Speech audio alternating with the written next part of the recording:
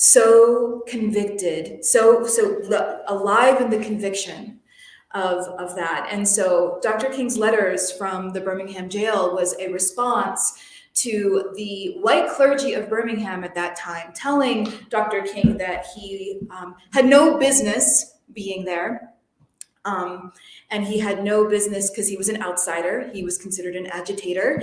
And a lot of these white clergymen were talking about let the law and order take care of the problem. And well, of course, Dr. King was very, very vindicated in being there. And he said a lot of things around mutuality and social justice work. How, there is no such thing as an outsider. We are all part of this system, regardless of if we're in Birmingham in the 60s or we are in Minneapolis in 2020. And so when we honor Dr. King, I want to make a very, very clear statement. I am a white-bodied woman. I am a white-bodied woman who feels that I have a mission to use the voice and use my platform in order to not comfort, but to agitate.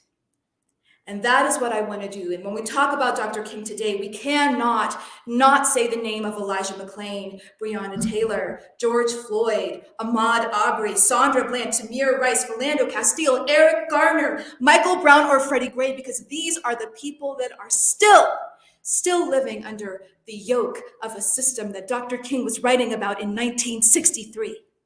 And so forgive me if my voice is a little terse today. Because still we have white folks in positions of power who want to claim that law and order is more important than justice. And what is justice? Justice is love with tension. And Dr. King said a lot of beautiful things about love with tension. He said in the same letter, he said, "But I must confess that I am not afraid of the word tension. I have earnestly worked and preached against violent tension, but there is a type of constructive, non-violent tension that is necessary for growth.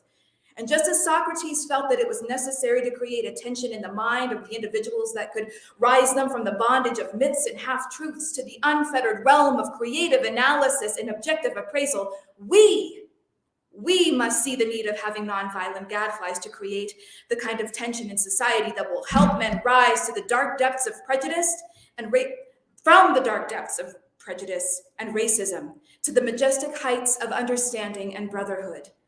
So the purpose of direct action is to create a situation so crisis-packed that it will inevitably open the door to negotiation. We therefore concur with you in your call for negotiation. Too long has our beloved Southland been bogged down in the tragic attempt to live a monologue rather than a dialogue." And I think that is a very, very important distinction. And so I today, speaking on behalf of Amazing Love Sanctuary, that an important component of any type of love is the presence of justice.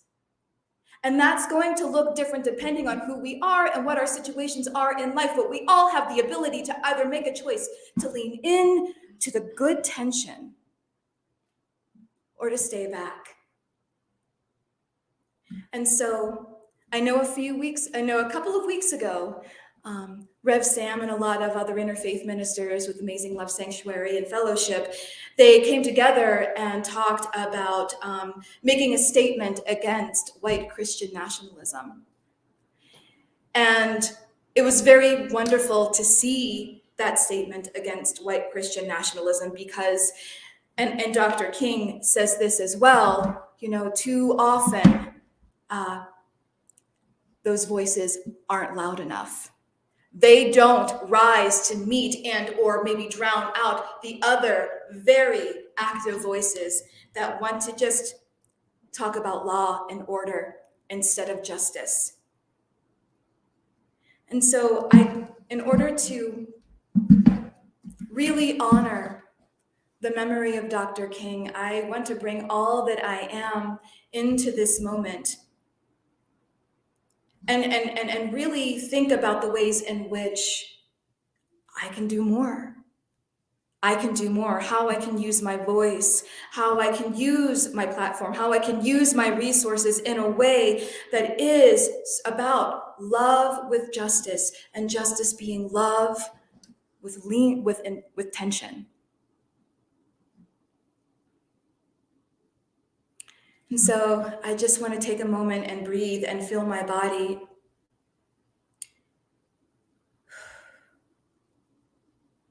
And talk about the work that needs to be done today. And so as a white-bodied woman, I feel like it is for me to feel accountable, it is my duty to use my voice to talk about the apathy and how easy it is to distance ourselves from the work of justice. The work of justice has been around as long as Jesus. Jesus was a social justice prophet.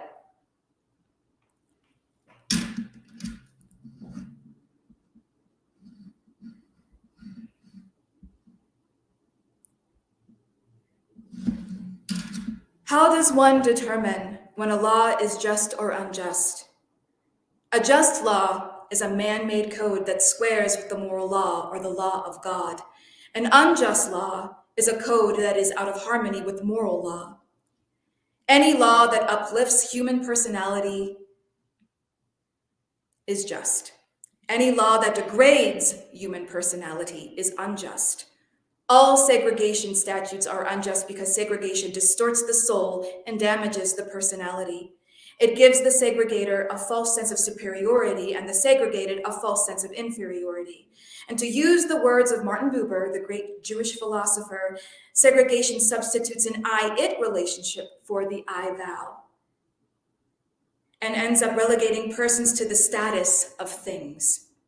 So segregation is not only politically, economically, sociologically unsound, but it is morally wrong and sinful. And mind you, we're talking about Dr. King in 1973. These are the words that he's written, but I think that those words ring very true today. Especially, I want to talk about the I-thou relationship and talking about how we honor the humanity of other folks when we lean into the tension. Here I am again talking about the tension. And what is that tension? Maybe it's fear of making someone angry. Maybe it's fear of having a shaky voice. Maybe it's trepidation for not wanting to create an enemy where there was once a friend. Maybe there's a whole bunch, but good tension, any good teaching is going to offer friction.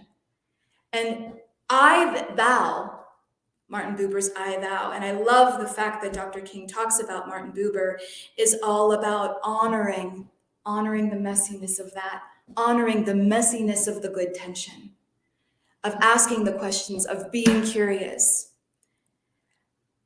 And so I guess to end this, I just want to open this up and just have us all to just take note of our bodies right now, take note of our nervous system, take note of like the thoughts that are in our heads, take note if anything that I said upset you or made you feel uncomfortable or provoked disagreement or maybe solidarity. It's all good, it's all welcome, it's all necessary, because that's the good tension that we are trying to create. And with that, I, being an earth-centered person, just want to bring in the fact that tomorrow is also a full moon. And so I, for me, will invite you, if it so pleases you, to light a candle not only maybe for Dr. King, but also for Elijah McCain and George Floyd and Sandra Bland and Ahmaud Arbery and Tamir Rice and Philando Castile and Eric Garner and Michael Brown and Freddie Gray and all of the other countless human beings who have died too soon because of injustice.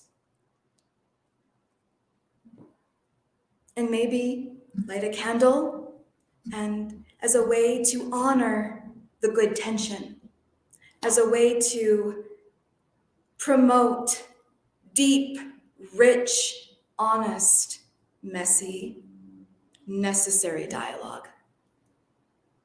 Because that is the work of Jesus. That is the work of social justice. It is not about being clean and pure. It is about being messy but collaborative.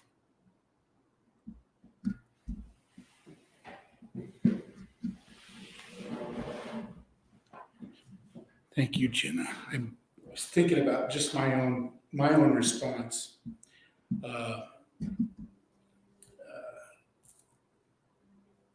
Several years ago, I spoke at a Black Lives Matter event just before you and Victor started coming, and I was kind of overwhelmed because I was standing on a platform, and right in front of me was a long piece of canvas, and all the names of people that had been murdered and lynched were on this piece of canvas in front of me that I could see. And I remember thinking of all the names, not the names that were on there, but the names that weren't on there. People whose names nobody remembered. And it was in Commerce City, this event.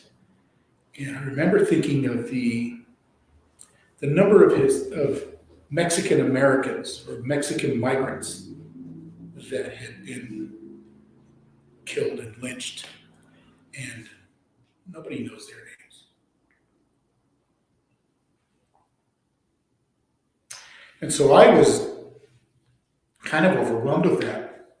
Not just all those names that we found a way to honor and celebrate and lift up, but all the names of people that weren't that important. My grandparents, my grandfather's family came to, when they came to the United States from Mexico, settled in Greeley. And I remember as a little kid going to the little town that they settled in called Gill, Colorado. And it was a little farming community, and everybody worked topping sugar beets and onions and stuff like that. And I remember it still had these little old stores on this little street. There couldn't have been but a couple hundred people that actually lived in this little town. And I remember, because we grew up in Denver, so we'd go to Gill, and it was weird enough that, my great-grandparents still used an outhouse. And then I discovered they actually had plumbing and a toilet in another room, but nobody would use it.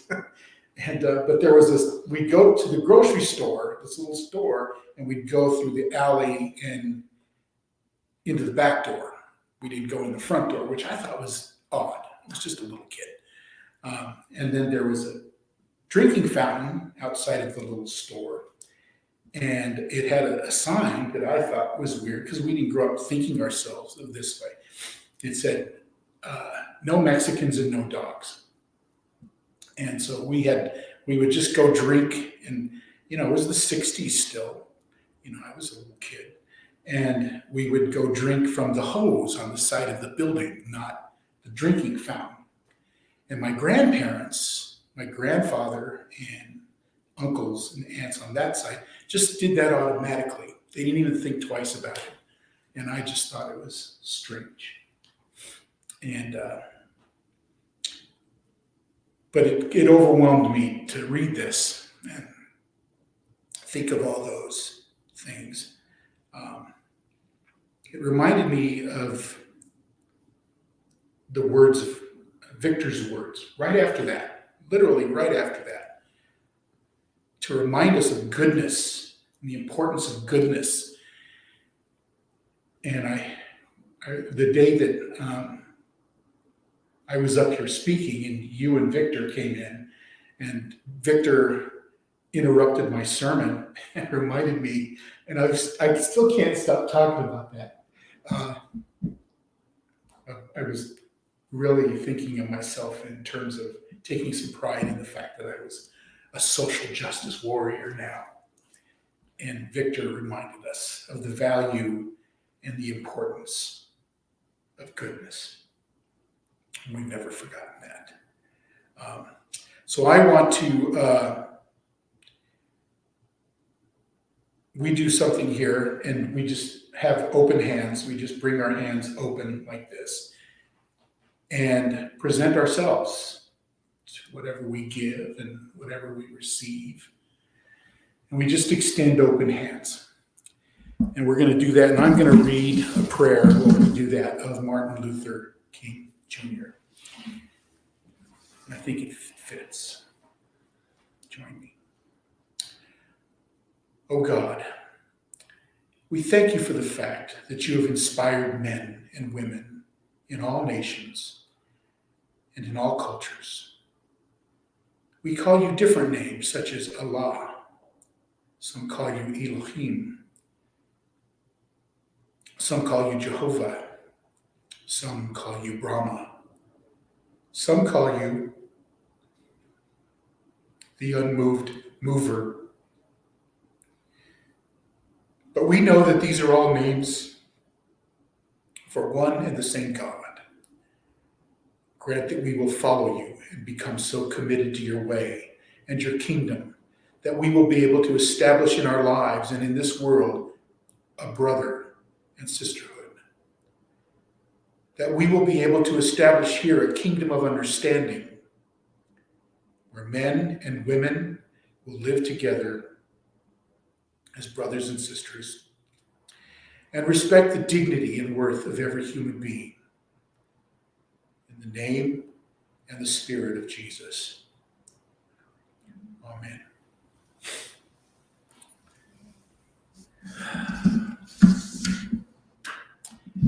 We are going to share communion. We do this every week. And so we'll pass out the cups, the disposable communion cups. Someday we're going to just stop that. I just don't like doing that.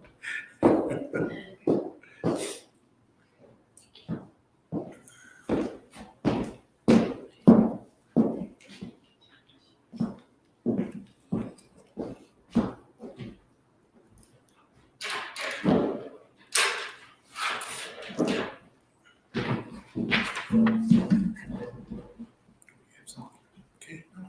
I was just gonna maybe do. Sure.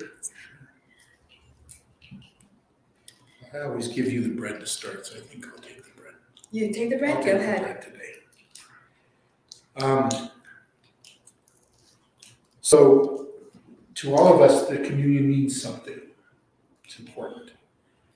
And we share the communion together. This week I was at a funeral, and I was kind of overwhelmed with the fact that I couldn't take communion at this church because I wasn't part of the community. And it overwhelmed me. I sat there because I love communion. I love the Eucharist. I love sharing the bread and the cup with all those around me. And when we started Amazing Love Sanctuary, it had to be an open table where everybody is welcome at the table. Nobody would come to the table and go, and we would say, you aren't welcome because you're not part of us. And so this bread reminds us, as those of us that are of Christian tradition, it reminds us of the body that was broken. It also reminds us, and we share this meal together, that all of us come to the table together and we share a meal. There's nothing more special than sharing a meal together. And this connects us to everyone around us. Those who planted the seed, those who harvested the seed, those who made the bread. And it connects us all together, and then we share this meal together. So I share the meal with you and with you and you and you. And we eat this meal together, honoring God, honoring Christ, honoring each other. Let us eat this together.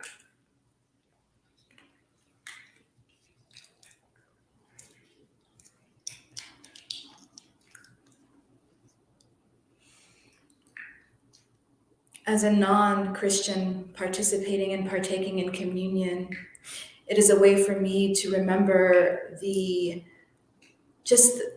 seed in the ground and the wheat and the earth's bounty and the person with whom cultivated that harvest. It is a way for me to remember the chain we were talking about earlier, the chain of everything, and how deeply impacted we are as our system is collaborative. And so with this, I said a poem a couple of weeks ago that I love, and so I'm going to bring it back, a little bit of it back, and just say, taste communion. Substance of the universe. This is my body, the consciousness of galaxies. This is my blood.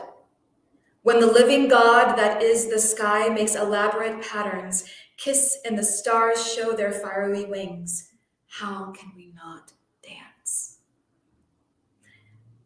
So this is in collaboration, in community.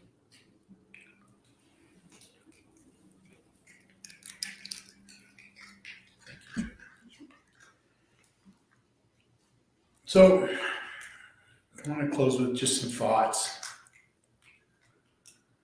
Is we all learn from each other. We all gain from each other. Social justice is such a powerful thing. I've got friends of mine, clergy friends, that are passionate about social justice. So passionate that they're always online trying to raise money to get out of jail because they get arrested.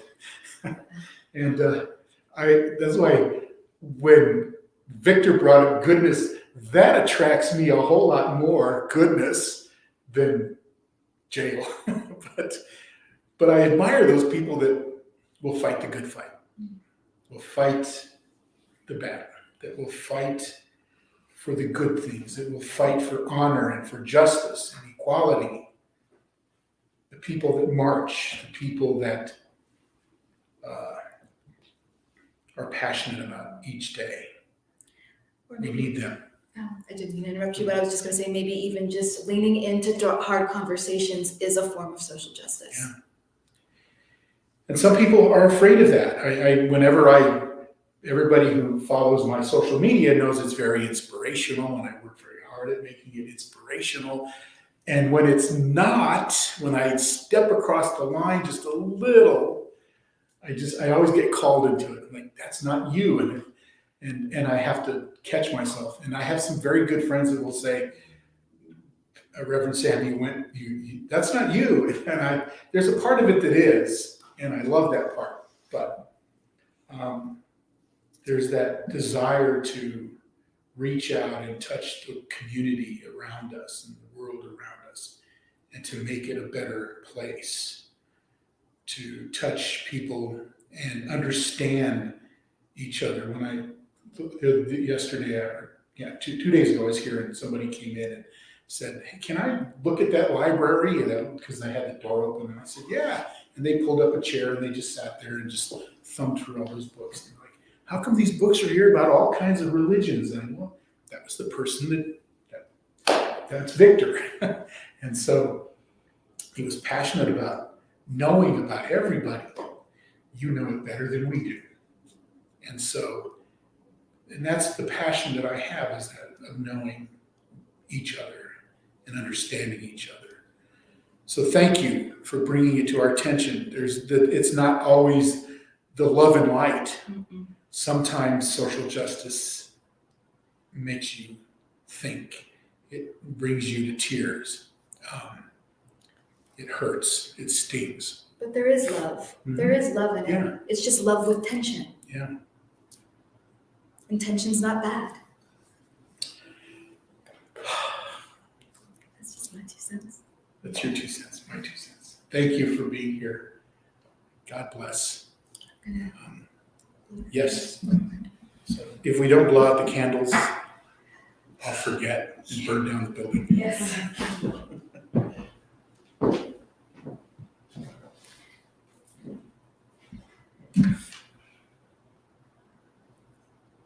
Just take a moment. Check in with yourself. Check in where you're holding tension. Maybe let's all take a collective breath together. And I'm going to blow these candles forward to our next time together, but before I do, I want to say a little prayer. Love and gratitude to all those in spirit who came to listen to the words today and came to be in fellowship with us. Love and gratitude to the earth, air, fire, water in our bodies. Love and gratitude to that which is alive within our world, the sky, the ground, the snow, the chill, the wind. Blowing these candles forward, love and gratitude for your presence. May our words become action. All right. If you stand up, you're going to be on camera. If you stay there, you won't. Thank you, everybody, for being here.